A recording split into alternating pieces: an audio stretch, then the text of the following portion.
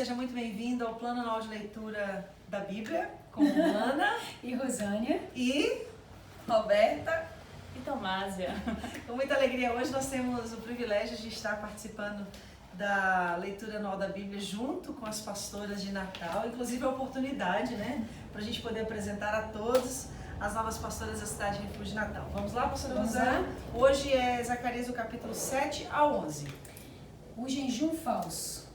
No dia 4 do mês 9, chamado Quisleu, do 4º ano do reinado de Dario, o Senhor Deus me deu uma mensagem. E isso aconteceu quando o povo de Betel enviou Sarazer e Regem-Meleque com seus companheiros ao templo do Senhor Todo-Poderoso para pedirem a ajuda dele.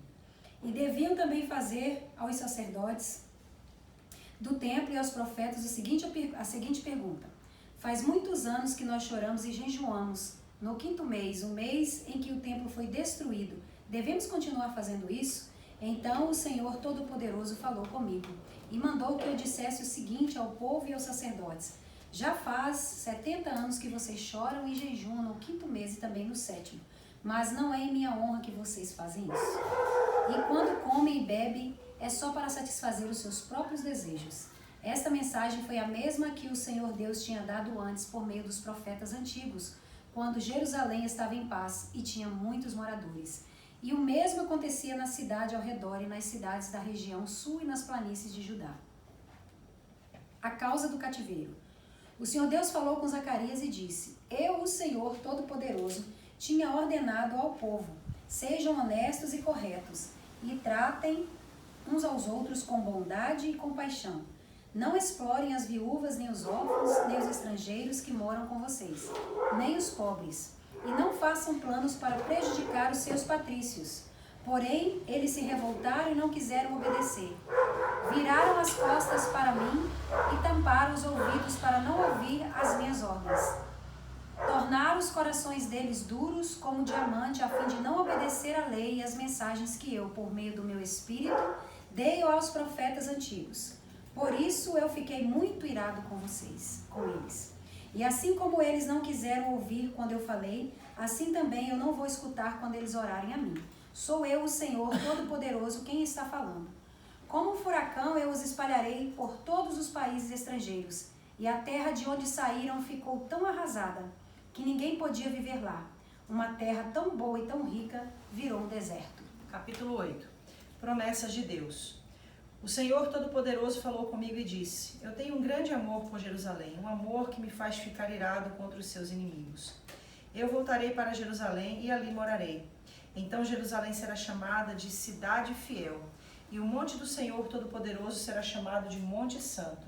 Mais uma vez, os velhinhos e as velhinhas, com as suas bengalas na mão, vão se sentar nas praças de Jerusalém, e as praças ficarão cheias de meninos e meninas brincando.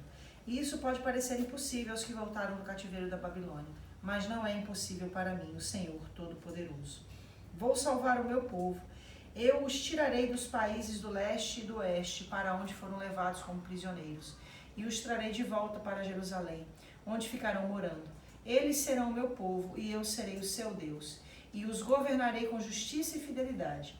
O Senhor Todo-Poderoso diz: portanto, tenham coragem, todos os que estão ouvindo agora, o mesmo que os profetas disseram quando se começou a reconstrução do templo do Senhor Todo-Poderoso e foram colocados os seus alicerces.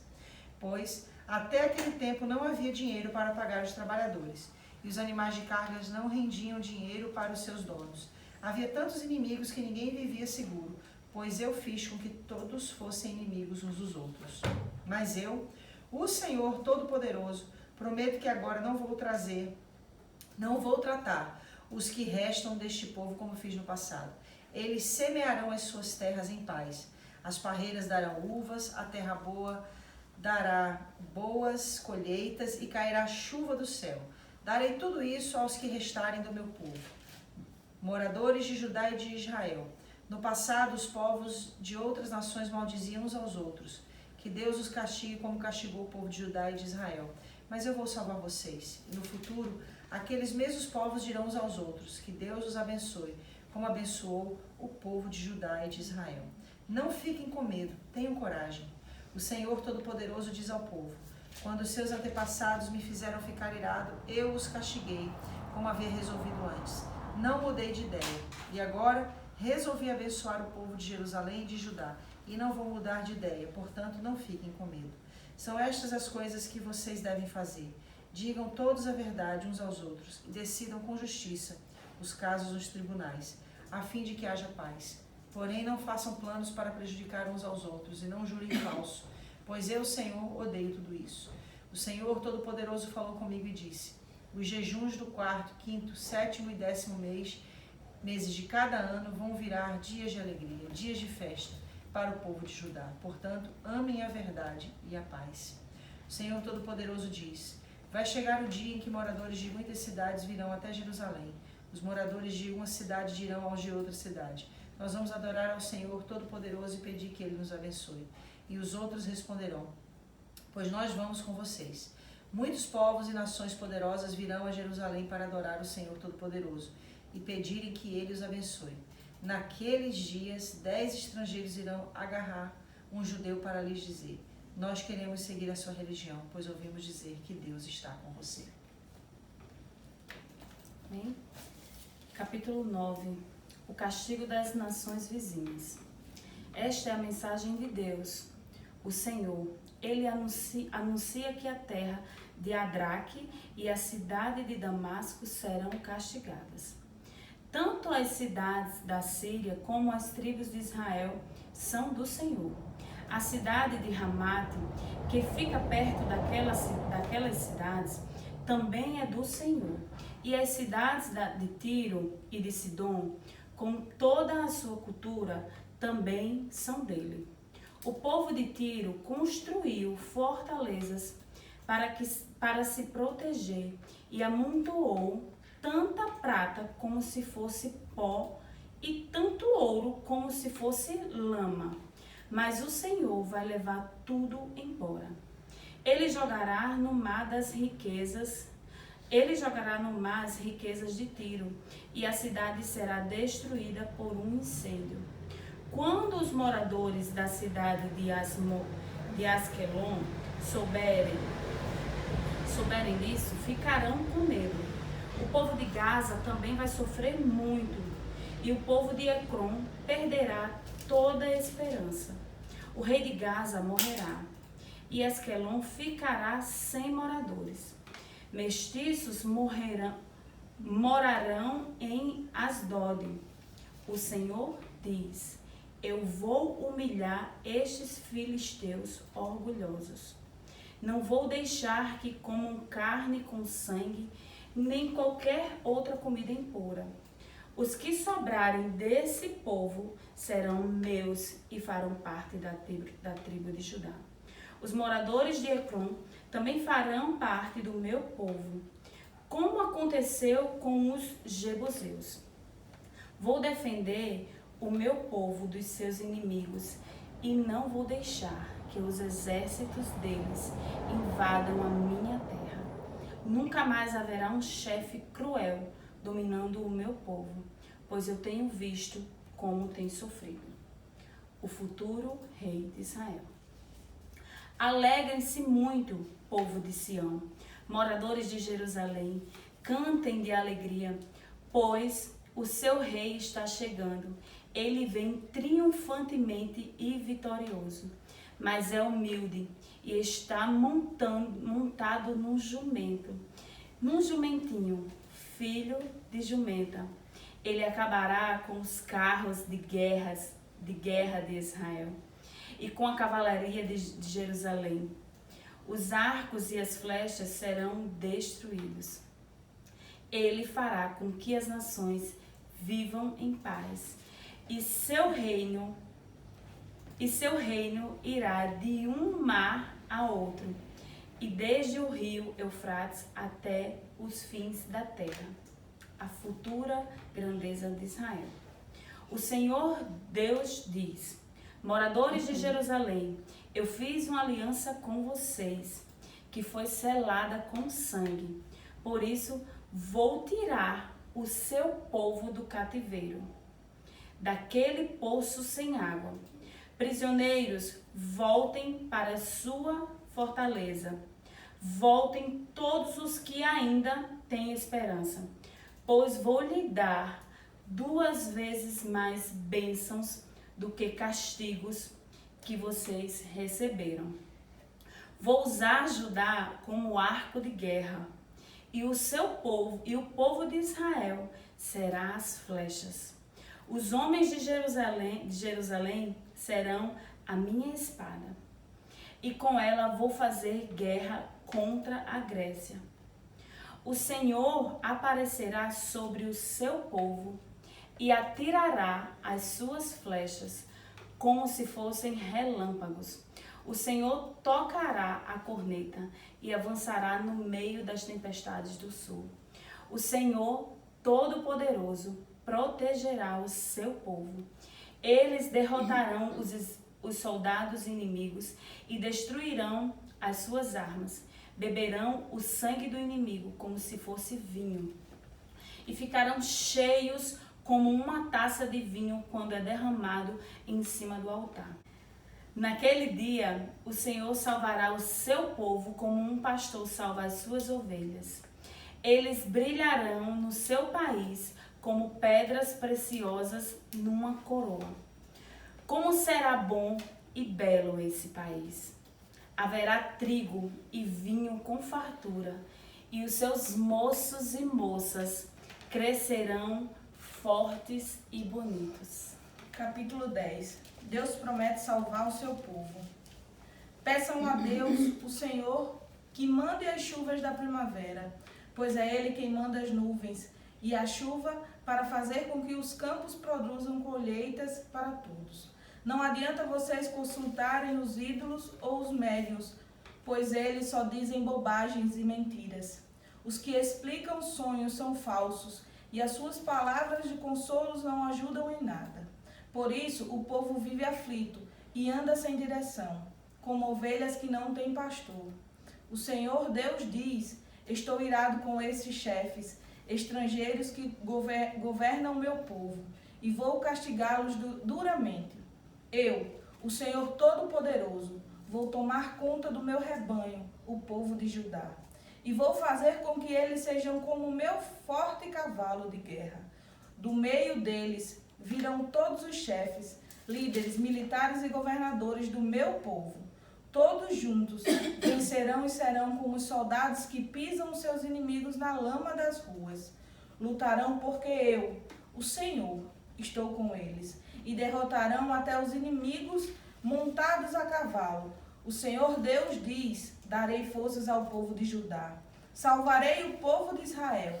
Tenho compaixão deles e os trarei de volta do cativeiro. Será como se eu nunca os tivesse rejeitado, pois eu sou o Senhor, o Deus deles, e atendo às suas orações. Os homens de Israel serão fortes como os soldados, serão alegres como os que bebem vinho. Os seus descendentes ouvirão falar disso e ficarão contentes e alegres, por causa do que eu, o Senhor, fiz. Chamarei o meu povo e os juntarei, pois eu os trarei de volta para o seu país, e serão novamente tão numerosos como eram no passado. Eu os espalhei pelas nações distantes, mas mesmo assim eles não têm esquecido de mim.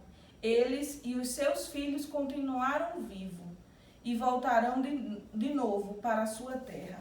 Eu os farei voltar do Egito e da Assíria, e os levarei para as terras de Gileade e do Líbano. Serão tantos que não haverá lugar para todos. Atravessarão o Mar Vermelho, e eu, o Senhor, baterei nas ondas e secarei as águas do rio Nilo. Destruirei o orgulho da Assíria e acabarei com o poder do Egito. Darei forças ao meu povo, e pelo meu poder eles viverão. Eu, o Senhor, falei. A derrota dos reis cruéis. Líbano, abra suas portas, para que o fogo acabe com seus cedros. Chorem, pinheiros, pois os cedros caíram. Aquelas belas árvores foram destruídas. Chorem, carvalhos de Bazã, pois a mata virgem foi derrubada. Os pastores gemem e choram, pois os belos pastos foram destruídos. Os leões estão rugindo, porque as matas do rio Jordão foram derrubadas. O Senhor meu Deus me disse: Seja um pastor e tome conta das ovelhas que vão ser mortas. Aqueles que compram as ovelhas não são castigados quando as matam, e depois que vendem a carne dizem, graças a Deus, ficamos ricos. Nem mesmo os próprios pastores daquelas ovelhas têm pena delas. Também eu não tenho mais compaixão dos moradores de Israel. Vou entregar todos nas mãos dos seus chefes e dos seus reis. Estes arrasarão o país, e eu não livrarei ninguém do poder deles. Eu, o Senhor, tenho falado. Portanto, eu fui contratado pelos que compram e vendem ovelhas para cuidar das que iam ser mortas. Peguei 2 bordões. Um eu chamei de bondade e outro de união, e fiquei tomando conta do rebanho. Em um mês acabei com os 3 pastores, mas perdi a paciência com as ovelhas, e elas ficaram aborrecidas comigo. Então eu disse a elas, eu não serei mais o pastor de vocês, que morram as que vão morrer, que sejam mortas as que vão ser mortas, e as que sobrarem comam umas às outras. Depois peguei o bastão, chamado bondade, e o quebrei como sinal de que Deus tinha quebrado a aliança que havia feito com todos os povos. Portanto, a aliança foi desfeita naquele dia. Aí os negociantes de ovelhas que estavam me espiando entenderam que o Senhor estava falando por meio daquilo que eu fazia.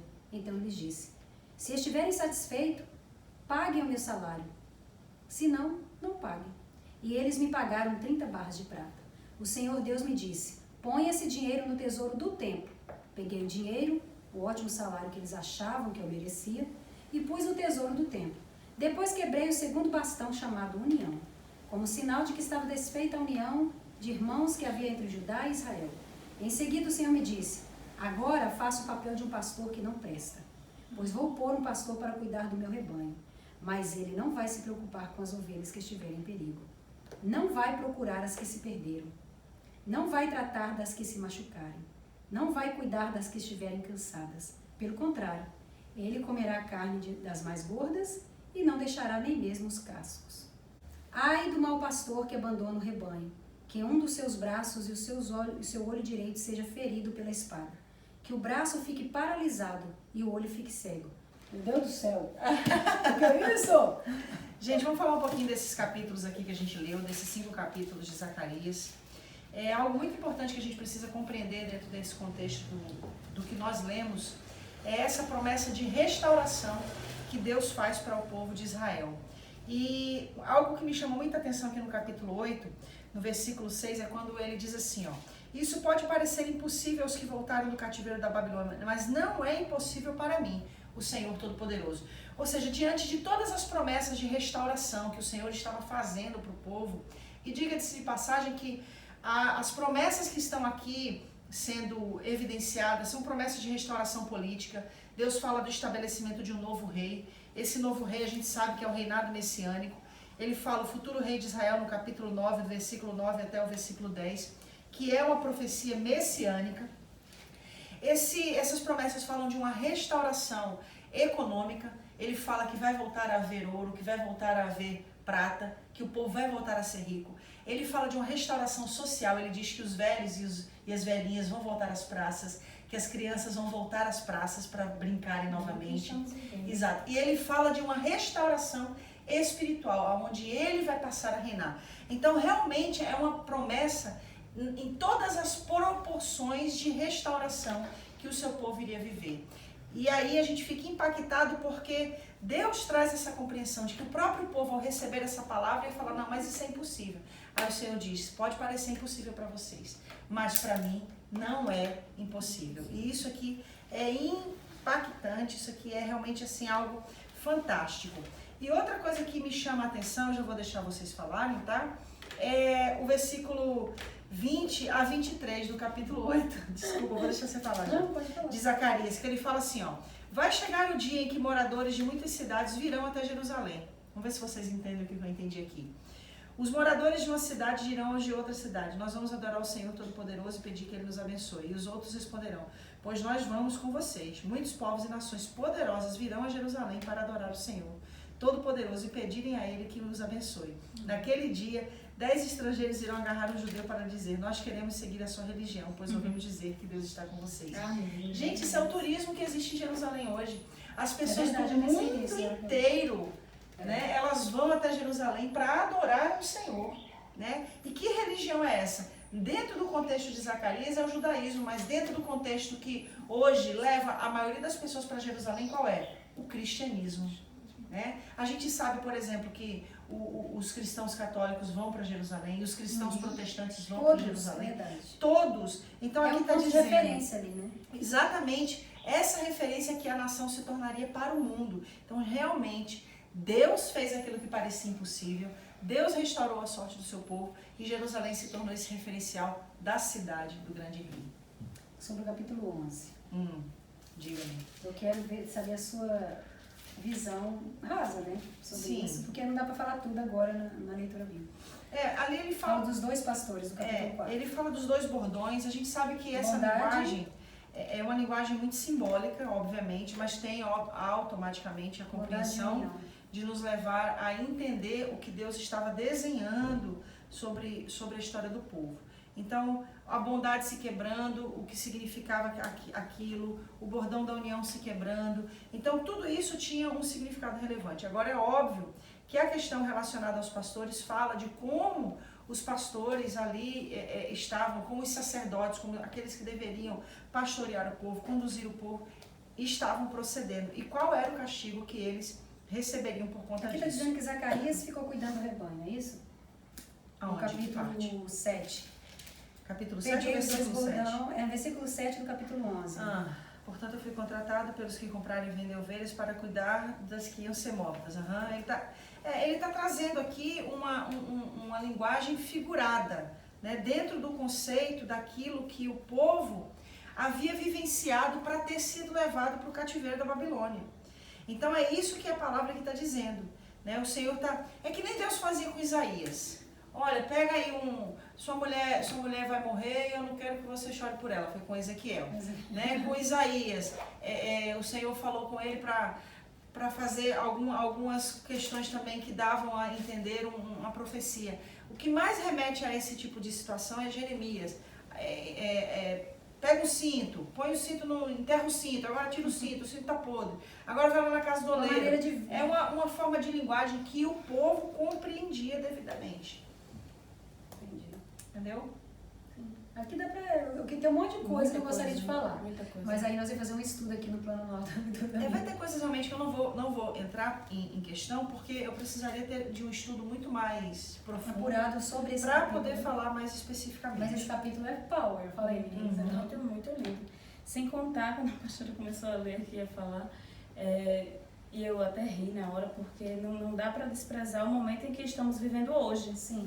Né? E meio que a gente como é que eu posso dizer? Se identifica, porque mesmo diante de tantas coisas difíceis, ruins e terríveis que passamos e que o povo passou aqui, Deus está aqui, Deus é um Deus de promessa. Ele não para de frisar as suas promessas, ele não deixa nem por um segundo de dizer o que ele tem para nós, o que ele espera para o povo dele, né? Então é isso, eu acho que independente de qualquer coisa, se agarrar mesmo nas promessas dele e seguir em frente, no cumprimento, né? Sim. E o que Deus faz com Zacarias é o mesmo que ele fez com todos os Isaías, Jeremias, Ezequiel. Ele realmente põe o Zacarias para pastorear, né? Ele fala aqui no versículo 4, Senhor meu Deus me diz, seja um pastor e tome conta das ovelhas que vão ser mortas. Ou seja, ele realmente manda Zacarias se colocar nessa posição. Mas engraçado quando ele fala, agora deixa de ser pastor. É muito interessante. Onde é que tá? E ele também não envia para um pastoreio fácil. É no 15, né? na seguinte, na verdade, no 15. Em seguida o Senhor me disse, agora faça o papel de um pastor que não presta. Ele desiste. Pois vou pôr um pastor para cuidar do meu rebanho, mas ele não vai se preocupar com as ovelhas que estiverem em perigo. Não vai preocupar, Não vai procurar. não vai procurar as que se perdem, não vai tratar das que se machucaram. Quer dizer, vou pôr do jeito que eles estão esperando, do jeito que eles querem, para eles sentirem a realidade do que é esse pastoreio pelo qual eu estou esperando, né? Da parte dos meus profetas. É isso. É muita Gente, coisa. é muita coisa, né? Cada dia que a gente lê a palavra de Deus, a gente é mais impactado, cresce ainda mais nesse aprendizado. Que Deus possa abençoar a sua vida. E amanhã a gente termina Zacarias. Deus abençoe. Amém.